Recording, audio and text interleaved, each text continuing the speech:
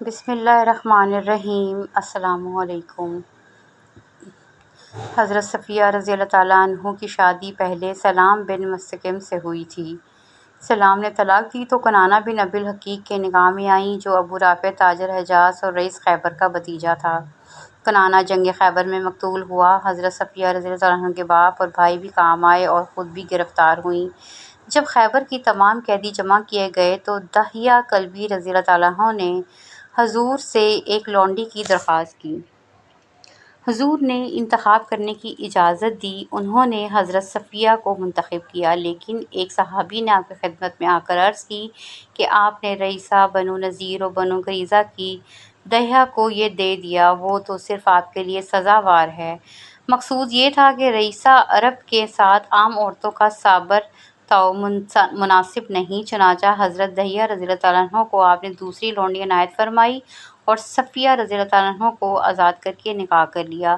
خیبر سے روانہ ہوئے تو مقام صحبہ میں رسم عروسی ادا کی اور جو کچھ سامان لوگوں کے پاس تھا اس کو جمع کر کے دعوت ولیمہ فرمایا۔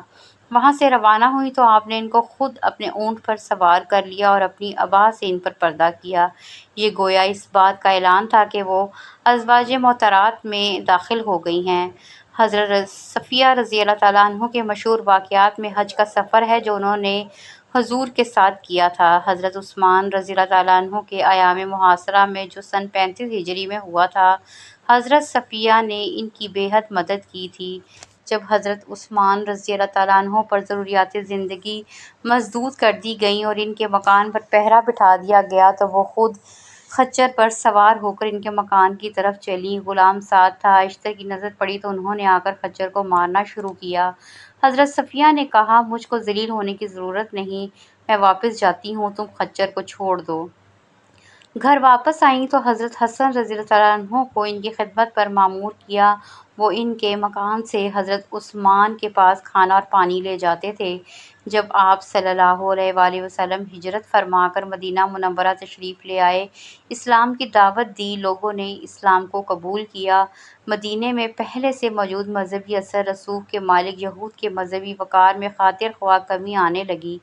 بت پرستی مشرکوں میں تسلسل کے ساتھ پھیلی ہوئی، یہودیت سکڑ گئی۔ دوسری طرف مکہ کے قریشی بدر میں ہلاک ہونے والے اپنے سرداروں کا انتقام لینے اور اسلام کو ختم کرنے کے لیے مدینہ کے یہودیوں کو اپنے ساتھ ملا رہے تھے۔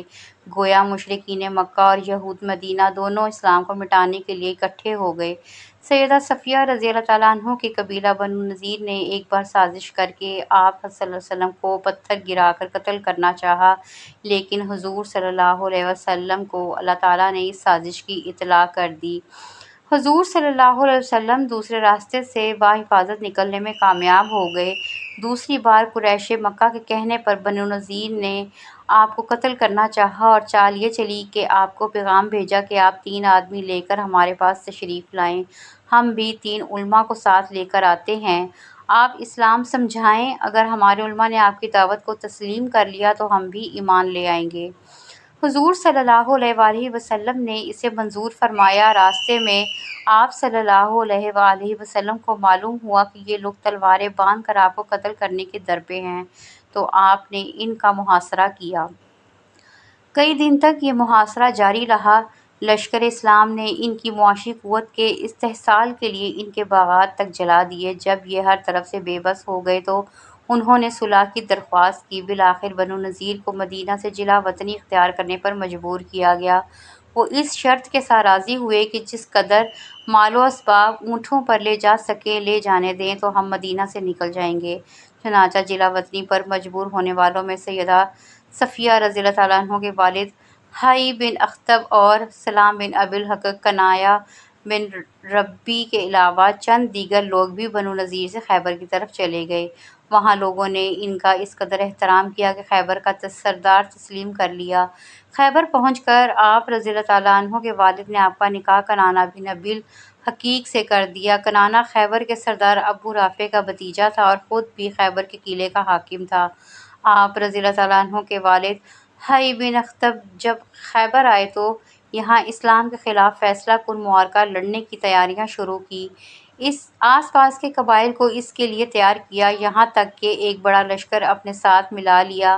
یہود نے قبیلہ غطفان کو بھی لالچ دے کر اپنے ساتھ ملا لیا۔ عنیہ بن حصین فزاری نے چند افراد کے ساتھ مل کر یہ شرارت کی کہ مقام ذی کرد، جو ایک چراگاہ کا نام ہے جہاں آپ کی اونٹنیاں چر رہی تھیں، ان پر حملہ کر دیا اور اونٹنیوں کی حفاظت پر مامور حضرت ابو ذر کے بیٹے کو قتل کر دیا۔ ان کی بیوی کو گرفتار کر لیا اور 20 اونٹنیاں ساتھ بھگا لے گئے۔ حضرت سلمہ بن علا رضی اللہ عنہ کو اس حملے کا علم ہوا تو انہوں نے تیز رفتاری سے پیدل دوڑ کر حملہ آوروں کو جا لیا۔ ابھی وہ ایک جگہ پر اونٹنیوں کو پانی پلا رہے تھے، حضرت سلمہ رضی اللہ عنہ نے ان پر اتنی پھرتی سے تیر برسائے کہ تمام حملہ اور زخمی ہو کر فرار ہو گئے۔ حضرت سلمہ رضی اللہ عنہ تمام اونٹنیاں واپس چھڑا لائیں۔ اس کے 3 دن بعد غزوہ خیبر ہوا۔ مدینہ کے شمال مغرب میں خیبر نامی ایک شہر آباد تھا۔ یہ نہایت زرخیز مقام تھا۔ یہاں پر یہودیوں نے چند قلعے بنا رکھے تھے۔ یہود دیگر قبائل کو اپنے ساتھ ملا کر مدینہ پر قبضہ کرنا چاہتے تھے۔ انہوں نے اس مقصد کے لیے ایک عرصے سے جنگی اسلحہ جمع کر رکھا تھا۔ قبیلہ بنو غطفان اور قبیلہ بنو اسد و نصر کھجوروں کے باغات کا لالچ دے کر اپنے ساتھ ملا چکے تھے۔ آپ کو ان کی تیاریوں اور اسلحہ جمع کرنے کا علم ہوا تو آپ نے حضرت صباح بن عرفہ غفاری رضی اللہ عنہ کو حاکم مدینہ مقرر فرمایا اور خود 1400 افراد پر مشتمل صحابہ کرام کے قافلے کے ہمراہ خیبر کی طرف روانہ ہوئے۔ ادھر رئیس المنافقین عبداللہ بن ابی نے کسی طریقے سے یہودیوں کو خفیہ طور پر مسلمانوں کی روانگی کی اطلاع دے دی۔ پہلے تو یہود نے کھلے میدان میں لڑنے کا فیصلہ کیا اور ایک میدان میں نکل آئے۔ ان کا خیال یہ تھا کہ مسلمانوں کو خیبر پہنچنے میں کچھ دن لگ جائیں گے۔ چند دنوں بعد آپ نے مقام رجیع میں فوجیں اتاریں، خیمے، مستورات اور باربرداری کا سامان یہاں اتار دیا۔ جبکہ اصل لشکر نے خیبر کا رخ کیا۔ مقام صحبہ پر پہنچ کر نماز عصر ادا کی گئی اور اس کے بعد آپ نے باقی صحابہ کرام کے ساتھ ستو نوش کیے۔ رات ہوتے ہوتے لشکر خیبر کے قریب پہنچ گیا تھا اور عمارتیں نظر آنے لگیں۔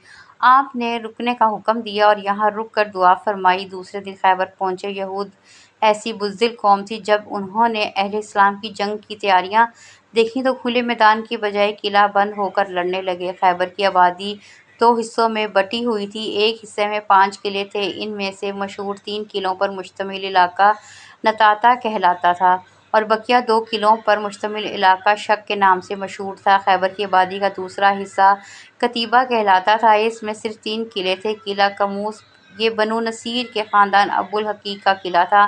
یہودیوں نے اپنی خواتین اور بچے قلعہ قموس پر نزاد میں، جبکہ دیگر سامان و اسلحہ وغیرہ قلعہ نام میں محفوظ کر لیا اور ہر قلعے پر تیر انداز تعینات کر دیے۔ مسلمانوں نے 5 قلعوں کو ایک ایک کر کے فتح کیا، جس میں 50 مجاہدین زخمی اور 1 شہید ہوا۔ قلعہ قموس سب سے بنیادی اور بڑا قلعہ تھا، جو ایک پہاڑی پر بنا ہوا تھا۔ آپ نے اس قلعے کو فتح کرنے کے لیے چند صحابہ کرام کو بھیجا، لیکن یہ فتح نہ ہوا۔ اس کے بعد آپ نے ارشاد فرمایا، کل میں اسے علم دوں گا جو اللہ اور اس کے رسول سے محبت کرتا ہے اور اللہ اور اس کا رسول بھی اس سے محبت کرتے ہیں۔ وہ شکست کھانے والا اور بھاگنے والا نہیں ہے، خدا اس کے ہاتھوں سے فتح عطا کرے۔ یہ سن کر صحابہ کرام خواہش کرنے لگے، کاش یہ سعادت انہیں نصیب ہو۔ دوسرے دن آپ صلی اللہ علیہ وآلہ وسلم نے حضرت علی رضی اللہ عنہ کو طلب کیا۔ آپ صلی اللہ علیہ وآلہ وسلم کو بتایا گیا کہ انہیں آنکھ کی تکلیف ہے۔ اس کے باوجود حضرت علی رضی اللہ عنہ تشریف لائے تو آپ صلی اللہ علیہ وآلہ وسلم نے اپنا لعاب مبارک ان کی آنکھ پر لگایا۔ آپ رضی اللہ عنہ کی آنکھ کی تکلیف بالکل ختم ہو گئی۔ دوسرے دن حضرت علی رضی اللہ عنہ میدان میں اترے تو یہودیوں کے مشہور پہلوان مرہب کا بھائی حارث مسلمانوں پر حملہ آور ہوا، مگر حضرت علی رضی اللہ عنہ نے اسے ایک ہی وار میں قتل کر دیا اور اس کے ساتھی بھاگ گئے۔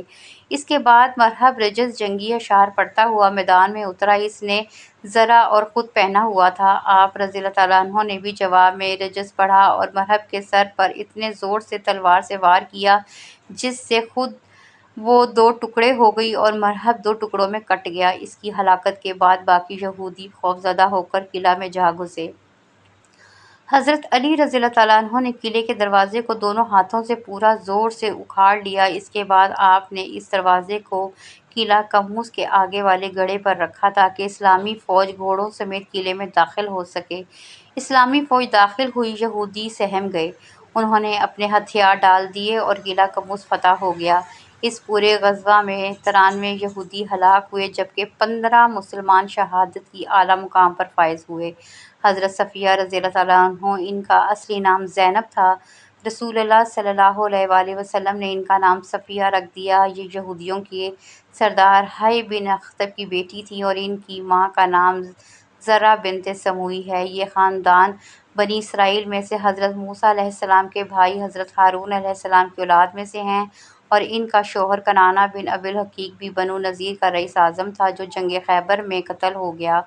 محرم 8 ہجری میں جب خیبر کو مسلمانوں نے فتح کر لیا اور تمام اسیران گرفتار کر کے اکٹھا جمع کیے گئے تو اس وقت حضرت دحیہ بن خلیفہ کلبی رضی اللہ تعالیٰ عنہ بارگاہ رسالت میں حاضر ہوئے اور ایک لونڈی طلب کی۔ آپ صلی اللہ علیہ وسلم نے ارشاد فرمایا کہ تم اپنی پسند سے ان قیدیوں میں سے کوئی لونڈی لے لو۔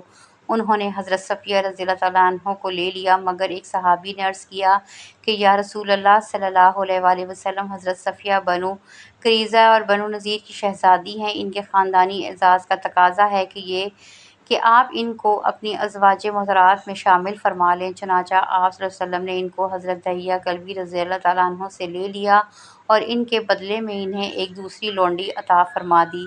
پھر حضرت صفیہ رضی اللہ تعالیٰ عنہ کو آزاد فرما کر ان سے نکاح فرما لیا اور جنگ خیبر سے واپسی میں 3 دنوں تک منزل صحبہ میں ان کو اپنے خیمہ کے اندر اپنی قربت سے سرفراز فرمایا اور دعوت ولیمہ میں کھجور، گھی، پنیر کا ملیدہ صحابہ کرام رضی اللہ تعالیٰ عنہ کو کھلایا، جس کا مفصل تذکرہ جنگ خیبر میں گزر چکا۔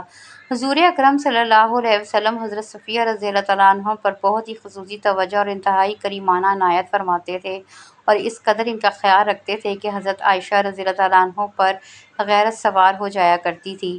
منقول ہے کہ ایک مرتبہ حضرت عائشہ رضی اللہ تعالیٰ عنہ نے حضرت صفیہ رضی اللہ تعالیٰ عنہ کے بارے میں یہ کہہ دیا کہ وہ تو پستہ قد ہیں، تو حضور صلی اللہ علیہ وآلہ وسلم نے فرمایا کہ اے عائشہ، تو نے ایسی بات کہہ دی کہ اگر تیرے اس کلام کو دریا میں ڈال دیا جائے تو دریا متغیر ہو جائے، یعنی یہ غیبت ہے جو بہت ہی گندی بات ہے۔ اسی طرح ایک مرتبہ ایک سفر میں حضرت صفیہ رضی اللہ تعالیٰ عنہ کا اونٹ زخمی ہو گیا اور حضرت زینب رضی اللہ تعالیٰ عنہ کے پاس ایک فاضل اونٹ تھا۔ حضور صلی اللہ علیہ وآلہ وسلم نے فرمایا کہ اے زینب، تم اپنا اونٹ صفیہ کو دے دو۔ حضرت زینب نے طیش میں آ کر کہہ دیا کہ میں اس یہودی کو اپنی کوئی چیز نہیں دوں گی۔ یہ سن کر حضور اکرم صلی اللہ علیہ وآلہ وسلم حضرت زینب رضی اللہ تعالیٰ عنہ پر اس قدر خفا ہو گئے کہ 2-3 ماہ تک ان کے بستر پر آپ نے قدم نہیں رکھا۔ ترمذی شریف کی روایت ہے کہ ایک روز نبی کریم صلی اللہ علیہ وسلم نے دیکھا کہ حضرت صفیہ رو رہی ہیں۔ آپ نے رونے کا سبب پوچھا تو انہوں نے کہا یا رسول اللہ صلی اللہ علیہ وآلہ وسلم، حضرت عائشہ اور حضرت حفصہ نے یہ کہا ہے کہ ہم دونوں دربار رسالت میں تم سے بہت زیادہ عزت دار ہیں کیونکہ ہمارا خاندان حضور صلی اللہ علیہ وسلم سے ملتا ہے۔ یہ سن کر حضور صلی اللہ علیہ وسلم نے فرمایا کہ اے صفیہ، تم نے ان دونوں سے یہ کیوں نہ کہہ دیا کہ تم دونوں مجھ سے بہتر کیوں کر ہو سکتی ہو؟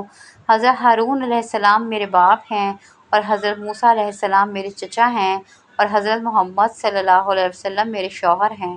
انہوں نے 10 حدیثیں بھی حضور صلی اللہ علیہ وسلم سے روایت کی ہیں، جن میں سے ایک حدیث بخاری و مسلم دونوں کتابوں میں ہے اور باقی 9 حدیثیں دوسری کتابوں میں درج ہیں۔ ان کی وفات کے سال میں اختلاف ہے۔